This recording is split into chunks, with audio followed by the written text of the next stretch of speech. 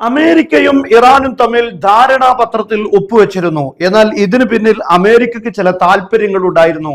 ഈ താല്പര്യങ്ങളെ ഇപ്പോൾ ഇറാൻ തച്ചുടച്ചിരിക്കുകയാണ്.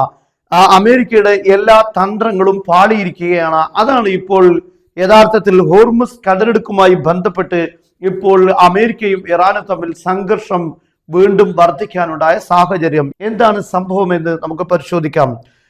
ഈ 60 ദിവസം നീണ്ടു നിൽക്കുന്ന ധാരണാപത്രത്തിൽ ഒപ്പുവെച്ചിരുന്നു. ആ ഒരു കാലയളവിൽ യാതൊരുവിധ ഫീസുകളും ഈടാക്കാതെ കപ്പലുകൾക്ക് ചരക്ക് നീക്കം സാധ്യമാകണം എന്നതായിരുന്നു അമേരിക്കയും ഇറാനും തമ്മിലുള്ള ധാരണാപത്രത്തിലെ പ്രധാനപ്പെട്ട ഭാഗം. ആ അടിസ്ഥാനത്തിൽ ഇറാൻ കപ്പലുകൾക്ക് അങ്ങോട്ടും ഇങ്ങോട്ടുമുള്ള യാത്ര ഒരു ഫീസും ഈടാക്കാതെ തന്നെ അനുവദിക്കുകയും ചെയ്തു. പക്ഷെ അമേരിക്കക്ക് മുന്നിലുണ്ടായിരുന്ന ഇതിന്റെ പിന്നിൽ 2 ലക്ഷ്യങ്ങളുണ്ട്. ഒന്ന്, ഇപ്പോൾ നിലവിൽ അന്താരാഷ്ട്ര തലങ്ങളിൽ എണ്ണക്കുണ്ടായ ക്ഷാമം അത് പരിഹരിക്കുക, പ്രതിസന്ധി പരിഹരിക്കുക എന്നതാണ്.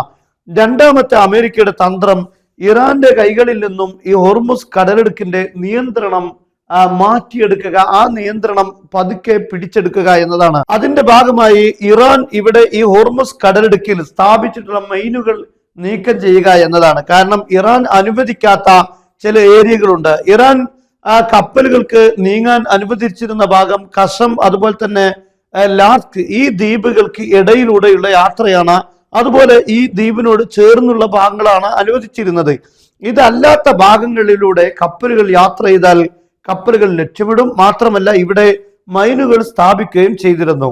എന്നാൽ ഇതെല്ലാം നീക്കുകയും സുഗമമായ യാത്ര അനുവദിക്കുകയും ചെയ്യണം എന്നായിരുന്നു ഈ കരാറിന്റെ ഭാഗം. അതടിസ്ഥാനത്തിൽ അമേരിക്ക കപ്പലുകൾക്ക് നീങ്ങാൻ ഈ ഭാഗമാണ് നിർണയിച്ചു നൽകിയത്, ഇറാൻ അവരോട് ചേർന്ന് നിൽക്കുന്ന ഭാഗം. അതേസമയത്ത് അമേരിക്ക ഒമാനിനോട് ചേർന്ന് നിൽക്കുന്ന ഭാഗത്തിലൂടെയാണ് ഈ നീക്കത്തിനുള്ള അനുമതി നൽകിയത്. ഇവിടെയാണ് ഇറാനും അമേരിക്കയും തമ്മിലുള്ള ഭിന്നത ഉടലെടുക്കുന്നത്. അതാണ് ഇറാൻ കഴിഞ്ഞ ദിവസം പറഞ്ഞത്, പൂർണ്ണമായും ഹോർമുസ് കടലിടുക്കിന്റെ നിയന്ത്രണം ഞങ്ങളുടെ കയ്യിൽ തന്നെയാണ്.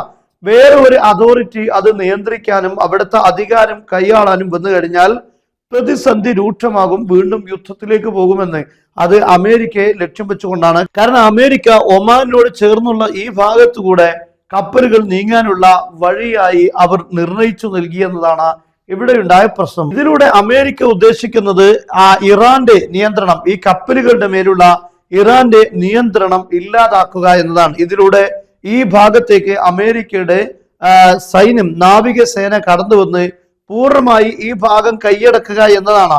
എന്നാൽ ഇതിന് ഒരിക്കലും അനുമതി നൽകാത്ത നീക്കമാണ് ഇറാൻ നടത്തിയിരിക്കുന്നത്. അവിടെയാണ് അമേരിക്ക വീണ്ടും പരാജയപ്പെടുന്നത്. അങ്ങനെ അമേരിക്ക നിർണയിച്ച വഴിയിലൂടെ, ഏരിയയിലൂടെ കപ്പൽ നീങ്ങിയതാണ് കഴിഞ്ഞ ദിവസം ഇറാൻ ഡ്രോണുകൾ ഉപയോഗിച്ച് കപ്പലിനെ ആക്രമിച്ചത്. ആ കപ്പലിനെ ആക്രമിച്ചതിന്റെ തിരിച്ചടിയായിട്ടാണ് അമേരിക്ക 10 ഇടങ്ങളിൽ ഇറാന്റെ നാവികസേന ആസ്ഥാനങ്ങൾ എന്ന് പറയപ്പെടുന്ന ഭാഗങ്ങളിൽ 10 കേന്ദ്രങ്ങളിൽ ആക്രമണം നടത്തി. അതിന് തിരിച്ചടി ഇറാൻ കുവൈത്തിലും ബഹ്റൈനിലുമൊക്കെ ആക്രമണം നടത്തുകയും ചെയ്തു. അമേരിക്കയുടെ ബേസുകൾ ആക്രമിച്ചിട്ടുണ്ട്. ഇപ്പോഴുള്ള ഈ ആക്രമണങ്ങളുടെ എല്ലാം പ്രധാനപ്പെട്ട കേന്ദ്രം, അതിന്റെ കാരണം ഇവിടെ ഹോർമുസ് കടലിടുക്ക് തന്നെയാണ്. ഇവിടെയുള്ള നിയന്ത്രണം ആർക്കും വിട്ടുകൊടുക്കുകയില്ല. അത് വെടിനിർത്തൽ കരാർ ഒപ്പിട്ടാലും ശരി, ധാരണാപത്രം ഒപ്പിട്ടാലും ശരി, ഇതിന്റെ നിയന്ത്രണം ഇറാന്റെ കൈകളിൽ തന്നെ ആയിരിക്കും. വേറെ ഒരു അതോറിറ്റിയും ഇവിടെ നിയന്ത്രിക്കേണ്ടതില്ല എന്നതാണ് ഇപ്പോൾ ഇറാൻ മുന്നോട്ട് വെക്കുന്ന കാര്യം. അതുകൊണ്ട് ഇറാൻ ഇപ്പോഴും പറയുന്നു, ഈ പാതയിലൂടെ, ഇറാൻ നിർണയിച്ചു നൽകിയിട്ടുള്ള പാതയല്ലാത്ത ഏത് ഭാഗത്തുകൂടെയും കപ്പലുകൾ നീങ്ങിയാൽ കപ്പലുകൾ ആക്രമിക്കപ്പെടും എന്നാണ്. ഇവിടെയാണ് അമേരിക്ക പറയുന്നു, ഇത് വ്യക്തമായ രൂപത്തിലുള്ള ധാരണാപത്രങ്ങൾക്ക് ലംഘനമാണ് ഇറാൻ ചെയ്യുന്നത്. അതുകൊണ്ട് അങ്ങനെ ആക്രമിച്ചു കഴിഞ്ഞാൽ തിരിച്ചടിക്കുമെന്ന് അമേരിക്കയും പറയുന്നു. ഈ കാര്യത്തിൽ ഒരിക്കലും ഇറാൻ വിട്ടുവീഴ്ചക്ക് തയ്യാറാവുകയില്ല.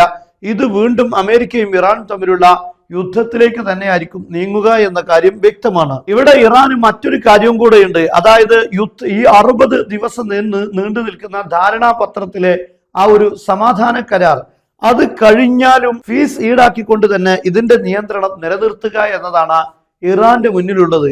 അതേസമയം അത് ഒഴിവാക്കുക എന്നതാണ് അമേരിക്കൻ തന്ത്രം. അതിനു വേണ്ടിയാണ് ഇപ്പോൾ ഈ കടുംപിടുത്തം നടക്കുന്നത്. ഇതിനു ശേഷവും 60 ദിവസത്തിന് ശേഷവും ഇതിന്റെ പൂർണ്ണ നിയന്ത്രണം ഇറാന്റെ കയ്യിലാവുക എന്നതാണ് ഇറാന്റെ ലക്ഷ്യം. അതുകൊണ്ടാണ് അവർ നിശ്ചിതമായ പാത തന്നെ അതിന് ഏർപ്പെടുത്തിയിരിക്കുന്നത്.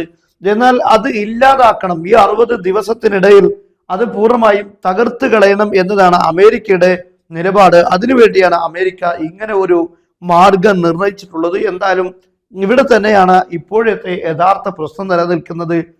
ആണവ വിഷയങ്ങളോ ആണവ റിയാക്ടറുകളോ അല്ല, ഹോർമുസ് കടലിടുക്ക് തന്നെയാണ് ഇപ്പോഴത്തെ ഏറ്റവും വലിയ ഒരു പ്രശ്നമായി അമേരിക്കക്കും ഇറാനും മുന്നിൽ മാറിയിരിക്കുന്നത്.